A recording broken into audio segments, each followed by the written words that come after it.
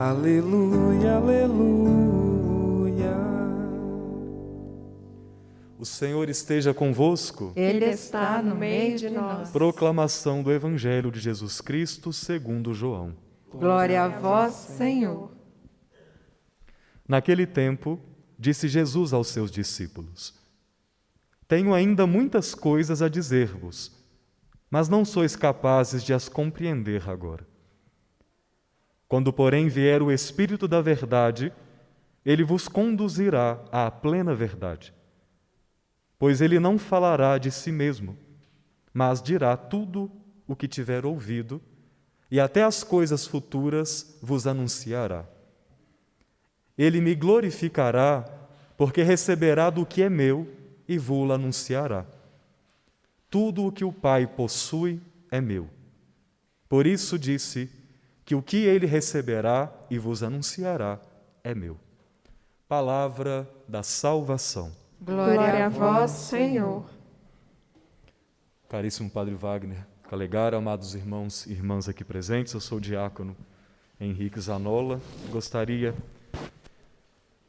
com essa homilia, dividi-la em dois temas, que no fundo são os mesmos, mas que se diferencia em quem será aplicado. Por um lado, a maneira como eu devo me submeter aos ensinamentos do Evangelho, a maneira como eu devo tratar a minha vida espiritual e, de outro lado, a maneira como eu devo tratar as outras pessoas nessa mesma vida de espiritualidade. Porque uma coisa é aquilo que eu me comprometo, uma coisa é aquilo que eu aceito viver, aquilo que eu escolho por viver, e outra coisa totalmente diferente é aquilo que as outras pessoas, mesmo próximas de nós, escolhem viver e fazem por opção de vida, e a gente, às vezes, quer que o outro viva as mesmas coisas que nós, e isso nem sempre é o mais correto. Na primeira leitura, nós ouvimos o discurso de Paulo, um homem extremamente inteligente, zeloso, e que pelo seu ministério dá testemunho de alguém que estava de fato apaixonado por aquilo que dizia. Apaixonado não no sentido negativo de algo que cega, algo que não consegue identificar bem o que está acontecendo, mas alguém que teve de fato um encontro verdadeiro com o Mestre. A partir deste encontro se apaixonou pelo anúncio da palavra e se dedicou a fazer isso na sua vida. Paulo está em Atenas, num lugar chamado Areópago. O Areópago é o Tribunal de Justiça de Atenas. Paulo se coloca no meio do Areópago, onde aqueles homens se reuniam para poder julgar os casos, e ele dirige a palavra àqueles que estavam presentes. Homens atenienses, em tudo eu vejo que vós sois extremamente religiosos. Ele começa então a anunciar que aquele Deus desconhecido que estava grafado nos altares daquela cidade, que na verdade ele conhecia aquele Deus. Aquilo que eles pouco conheciam, que era o Deus desconhecido, ele diz: olha, não é um Deus desconhecido. O Deus que é o único Deus, eu anuncio para vocês, é Jesus Cristo. Chegando ao fim da sua palavra, algumas pessoas creram naquilo que ele estava dizendo e seguiram os seus ensinamentos. Outras pessoas não. Outras pessoas se mantiveram naquilo que acreditavam anteriormente. A gente percebe nessa primeira leitura e também da oitiva do Evangelho que há níveis diferentes de compreensão. Isso é muito natural na vida do ser humano. Uma criança, ela, por exemplo, quando entra na escola, ela começa a aprender a escrever letrinha por letrinha. Aprende primeiro a como que desenhar. Tendo passado um período, ela aprende a juntar uma letra com a outra, a formar palavras, a formar frases, até que no futuro ela pode escrever até um livro, ela pode conhecer mais de uma língua. Então, o caminho do ser humano no crescimento é muito natural. A gente é assim em tudo. A gente aprende um trabalho e vai evoluindo, tudo a gente aprende e evolui. No Evangelho nós ouvimos que Jesus Cristo ele faz alguns anúncios para os seus discípulos e termina esses anúncios dizendo: tenho ainda muitas coisas a dizer-vos. Ou seja, eu queria dizer mais para vocês, mas não sois capazes de compreender agora. Jesus Cristo identifica nos seus discípulos um nível de crescimento, já são discípulos, já são homens de fé, já são homens que queriam seguir o Evangelho, aquilo que ele dizia, mas que ainda não tinham a profundidade para entender outras coisas que Jesus Cristo queria anunciar. Com isso, nós somos chamados sempre a este crescimento. Algo que vem da parte de Deus, porque é Deus que nos estimula a crescer, mas também da nossa busca. Crescer no conhecimento de Jesus Cristo, como diz a carta de Pedro no capítulo 3, saber dar razões da sua fé, é uma busca que é minha e que é sua.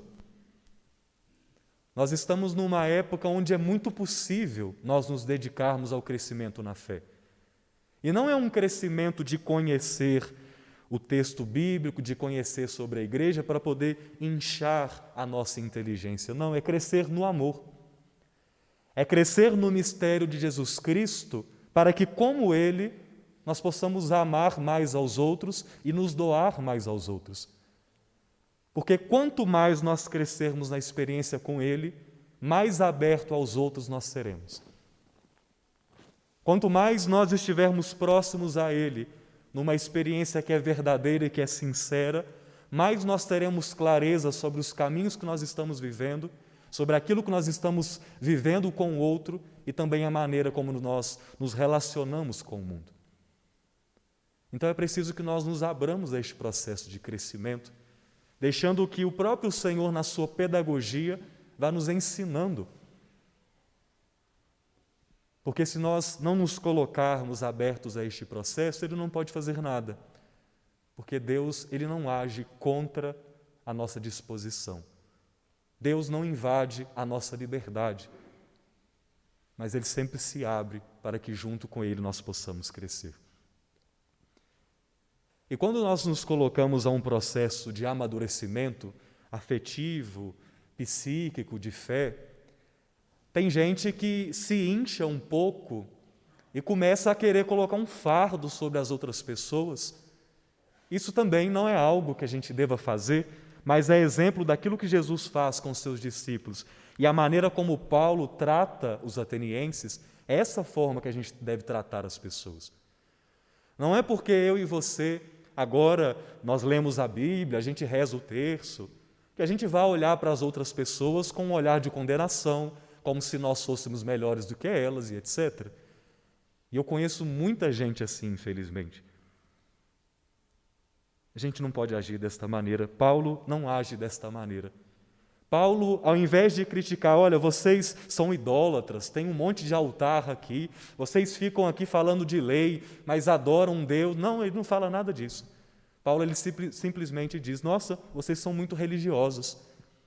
E a partir daquilo que eles conseguiam viver, do altar que eles tinham construído, do Deus desconhecido ali cravado, ele pega aquilo que eles tinham e trabalha em cima daquilo. Olha, esse Deus desconhecido tem um nome, o nome dele é Jesus Cristo, aconteceu isso, isso e isso, e muitas pessoas acreditaram nele.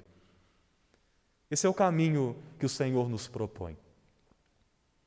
Não é pela pressão, não é pela raiva, não é por uma certa obrigação imposta, mas a fé ela é sempre essa abertura que a pessoa tem que fazer por ela mesma. Não é possível que nós abramos a cabeça de alguém e enfiemos a fé lá dentro, não tem jeito. A pessoa, na sua liberdade, precisa aderir ao Senhor, senão ela nunca se permitirá ser transformada por Ele. Isso nos ajuda a entender como tratar os nossos amigos, vocês que são pais, que são responsáveis por alguém, a ensinar como caminhar na fé. Não é na força, não é na agressão, não é no orgulho. Há muitas pesquisas, inclusive, há um livro muito interessante e já bem clássico chamado Como Fazer Amigos e Influenciar Pessoas, e ele diz que em mais de 90% das vezes, quando a gente diz que o outro está errado, que o outro não presta, que o outro não faz isso ou não faz aquilo, Pelo orgulho da pessoa, ela se fecha, e mesmo se ela, em algum momento, perceber que ela de fato estava errada, por orgulho, ela não vai mudar.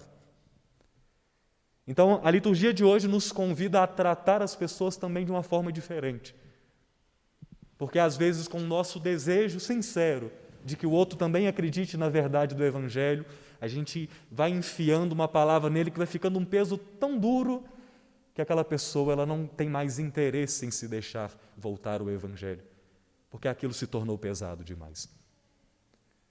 Se o aprofundamento meu e seu na fé nos deu a graça de encontrar a verdadeira vida, de encontrar a paz, de encontrar o jugo suave e leve do Senhor, que a gente ofereça às outras pessoas a mesma coisa, a mesma leveza, a mesma paz, a mesma tranquilidade da fé que tem as suas obrigações e dificuldades, mas que não nos pesa além daquilo que nós temos força e temos, naquele momento, compreensão para poder viver.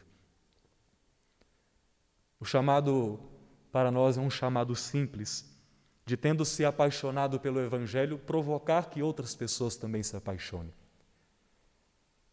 O Catecismo da Igreja diz sobre as vias de acesso ao Senhor. Como que eu posso, por exemplo, perceber que Deus existe? E aí o Catecismo diz, a gente pode ver que Deus está na natureza, e nós estamos aqui nesta maravilha que é o santuário, onde, para qualquer lado que olhemos, temos a oportunidade de contemplar a Deus pela beleza da natureza.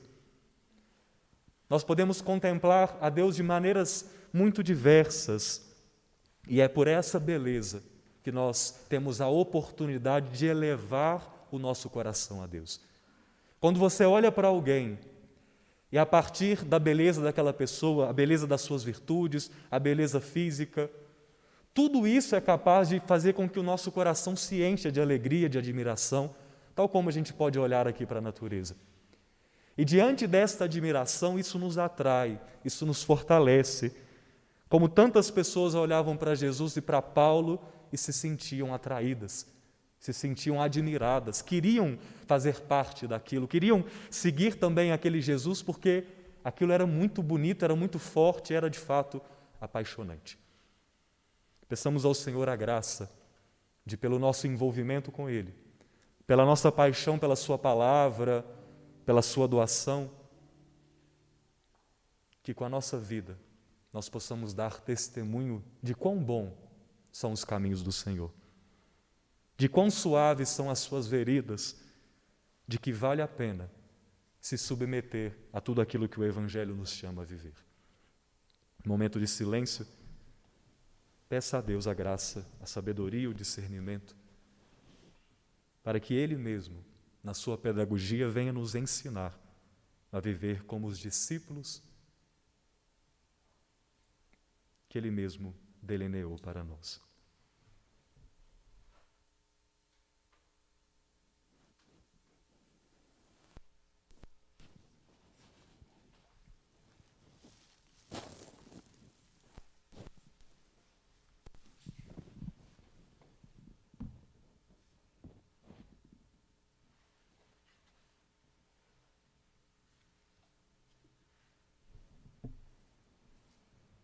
Fiquemos de pé e juntos ofereçamos ao Senhor as nossas preces.